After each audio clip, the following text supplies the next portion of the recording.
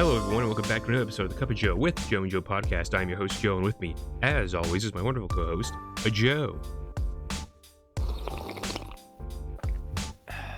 Finally here, Joe. Kenpachi vs. Grammy. The boys have been waiting for it, and we finally got it. I am happy that we came to this point, but I am a little unhappy with the episode overall. And that might just be because, we just came off of the absolute fantabulous episode, White Haze, Rukia, etc., etc. You've been there, you've seen that, you know what I'm talking about. So this one, I don't know why it just clicked in my head, Joe, but every single episode, we're getting something new here. As in, like, a character that we've known is getting a new thing. Renji got his new Bankai. Rukia got her first Bankai. Kenpachi's finally getting the shikai, baby.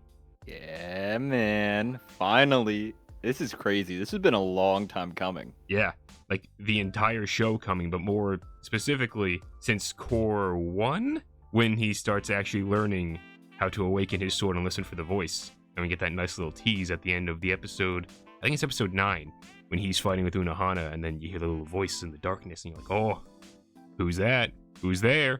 Come on out, let me see ya. Nozarashi. Yeah, that is, I don't know what that name means, but it sounds badass. Fucking sick. Yeah, it is fucking sick. And then again, skipping through a bunch of random crap just to this one moment, when Kenpachi launches into the air to cut a meteorite in half, and he just utters the phrase, "Drink, Nozarashi." That's fucking sick, dude. That's so cool. He's such a bad motherfucker. It really is. This show, you can tell Kubo loves like his metal punk stuff, because this is just so off the fucking walls. Kenpachi using his shikai, which is like a fucking giant, huge sword, to cut a meteor in half. I love the line, never cut one of those before. That is such a Kenpachi thing to say. Leading up to that, I guess we should probably talk about a little bit the confrontation between Unohana's lieutenant, Asane. Yeah, Asane. Yachiru. Yes, exactly. They're fighting the weird V guy. I don't even want to talk too long about this because he's one of those villains that I'm just kind of like, you feel like a filler villain. And he is. He reveals himself as Stern Ritter V. But very quickly it's revealed, oh, he's not Stern Ritter V. He's a construct of actual Stern Ritter V, whose name is, I believe, Grammy? That's a funny name. But his introduction is not funny.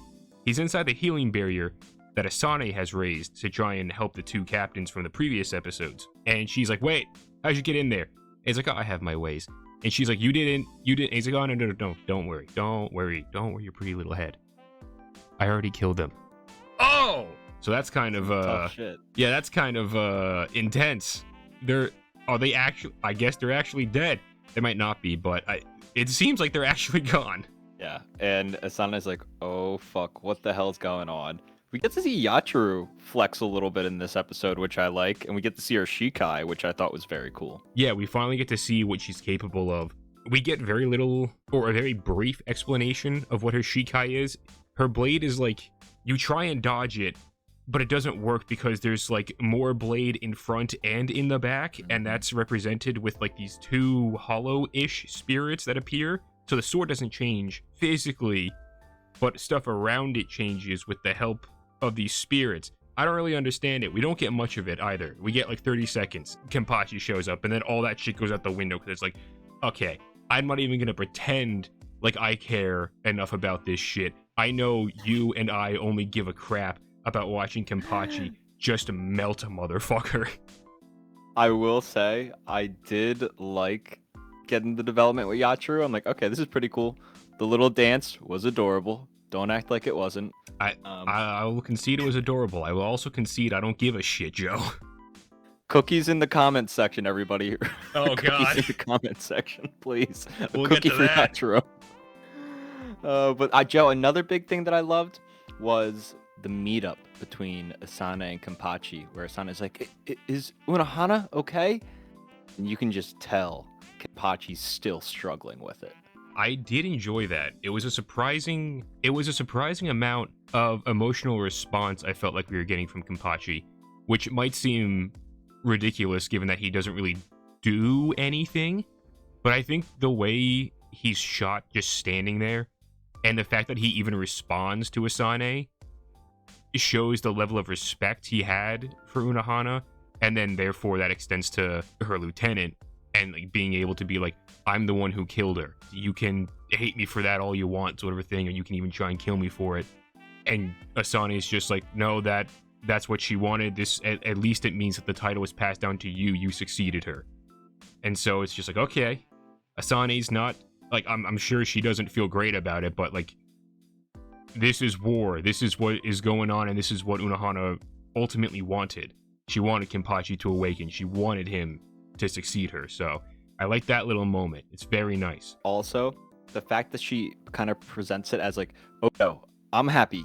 This means you leveled up. This is going to be a good thing. And I also like all the other like just like standard Soul Reapers being like, holy shit, Kenpachi's here? Let's go! And he's like, all right, guys, settle down. It's like the mascot coming into play. It's like, oh shit, he's here. He's going to rally us up. Let's fucking go, baby. Except if the mascot was also like the star quarterback. This was a bad metaphor. I don't know sports well. Anyway, Kenpachi faces off against Gremmy. And this is the point where I kind of start losing interest in what's going on. Because Gremmy, by all accounts, should be the most powerful entity in all of Bleach. Because his power is fucking stupid. Two crazy OP motherfuckers against each other. This is true. And I understand the idea of having Kenpachi go up against something like Gremmy, because we've already seen Kenpachi face off against a bunch of like big and strong folk, and it's just like, okay, he's very good at cutting shit down. And if he's not good at cutting that thing down that's in his way, he uses his secret technique, which is, of course, using two hands. Which, not gonna lie, is still one of the most metal moments in all of Wako Mundo, and I will never forget it. Fucking sick. However, I understand the thought process of Kubo being like, okay, it's not as interesting if we just see him rock up and just just punch someone in the face and that's it. So let's put him up against someone who he can't necessarily do that with. Let's put him up against someone who has their power is a twist that would make him actually have to try and do something a little bit different. Did they succeed in that? Not really, but we'll get to it. So Gremmy's ability, because I don't think we've actually said explicitly what it is, anything he imagines becomes reality. Do you understand why I'm kind of like, what the fuck is this man doing as a second-rate Sternritter? Gremmy is God. Gremmy is a literal god. Like, there is no way around that. This show doesn't put enough time into showing limitations of this ability to make me believably think, oh, no wonder this guy isn't, like, in control of the Sternritters or the entire goddamn universe. Like, it comes down to the fact of, like, it's like the Sandman argument, where it's like, Sandman, yeah, he controls sand. But realistically, what is sand? It's just microscopic rock. So he can control sand, but what if he thought a little bit more? Could he control bigger rocks? Could he control boulders? Could he control mountains? Could he shift the very earth beneath our feet? The answer is yeah, probably. Unfortunately, Sandman is a fucking dumbass. So the only way I can rationalize this in my head is by making the same argument, which is unfortunate, because I hate having to be like, oh, well, the character could be insane, but he's just a dumbass. Also, his powers break the fucking world. He also is supposed to be portrayed as, like, almost like a kid, like very adolescent. But honestly, yes, it's absurd. It's off the wall absurd, but I don't even give a fuck. I loved all of it. Visually, it was amazing. I loved the absurdity of it and just how fucking insane it was. My only complaint is that I wanted more. It was over and I was like, fuck, I wanted more of that. Yeah. So I get it, but I'm also, I don't know. I don't mind the absurdity of it. I'm okay with it not being, not realistic, I guess, but rationale flying out for 20 minutes. I think if it was a little bit more balls to the wall, I would be okay with it. The craziest thing, there are two really cool crazy things that happen. Maybe three if we count the cookie thing. I'm gonna count the cookie thing. he turns Yachiru's bones into cookies. So like that's kind of one of those things where it's like, that is very strange and also very anime. The second crazy thing that he does, he makes a meteor descend upon the Seirete, and it looks gorgeous.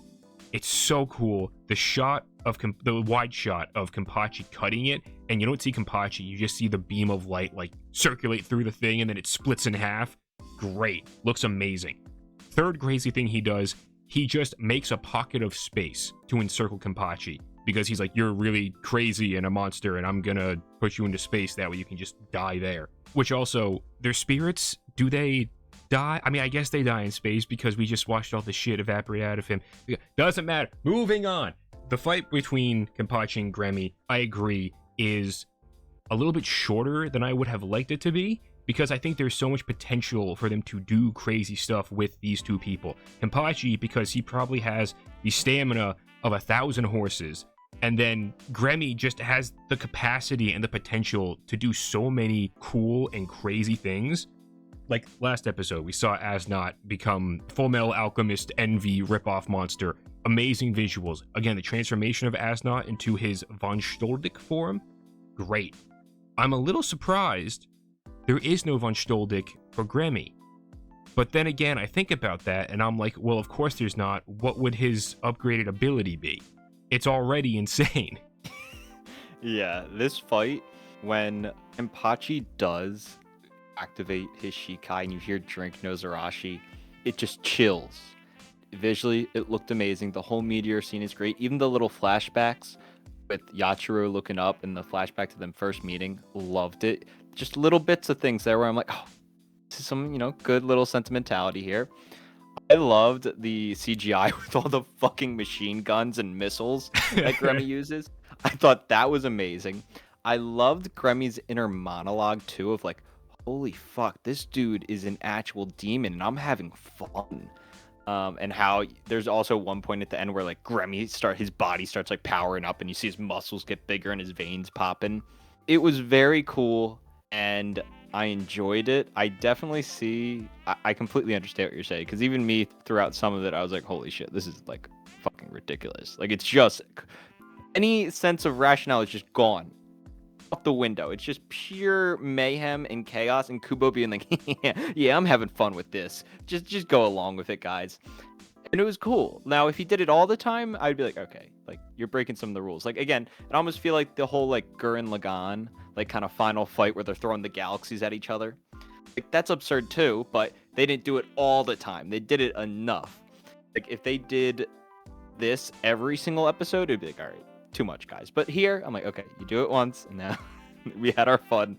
Let's get back to a little bit of groundedness. Yeah, let's get back to something. Because like the Gurren Lagann example, like that's the end of it. Like it all builds up to that point, and there's a bunch of like character work and thematic groundwork that's like, so like when you get to that point, all this stuff that's already happened in the previous like 20 something episodes gets paid off here at this insane fight. This is just an insane fight that's just taking place in the middle of the battle. It's just like, oh, and this, here you go. And you're like, oh shit, okay. And there is some cool stuff in here. The potential of all the different shit that Gremmy could do, very intriguing. Unfortunately, we don't get to see any of it because he does end up dying at the end of this thing, which again is at the post-credit scene, which I don't know why they keep doing this. They end it, and they're like, oh wait, here's 2 more minutes of show that don't need to be at the end credit scene, but we put it at the end credit scene anyway. Why? I don't know, because it's artsy or some shit. I don't like it, Joe. I don't know, man. Anyway, the positives of this episode, though, again, looks amazing. There's your bingo check, bada bing, bada boom. But there are specific things that I think look really great. Most of Kenpachi's expressions, fantastic. He's crazed, he's ecstatic, he's very happy to just be tearing shit up, all that sort of stuff.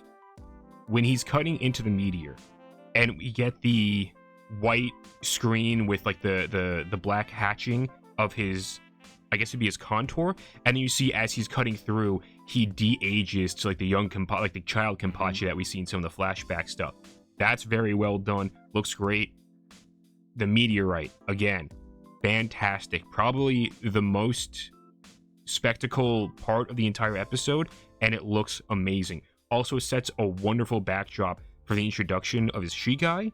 because it's just our man standing there against the blood red sky with his massive meat cleaver, and there's just fire raining down from above. Great imagery. I can't think of a better backdrop for Kenpachi at that moment, because it's just so fitting for the kind of monster that he is. It all looked amazing. No complaints with visuals. This episode was off the rails. Hopefully we get a little bit back on the rails next episode. Maybe one of our main big boys will be coming back and get into some nice main hero action, Joe. I would enjoy that. But aside from that, solid episode. I won't say it's great or spectacular or anything like that, because it's not, but it is still cool, especially if you're a Kenpachi fan. Oh my god, you're eating good today. I don't think we have anything else to add. So, as always, everyone, we'll love you, we'll leave you, and goodbye.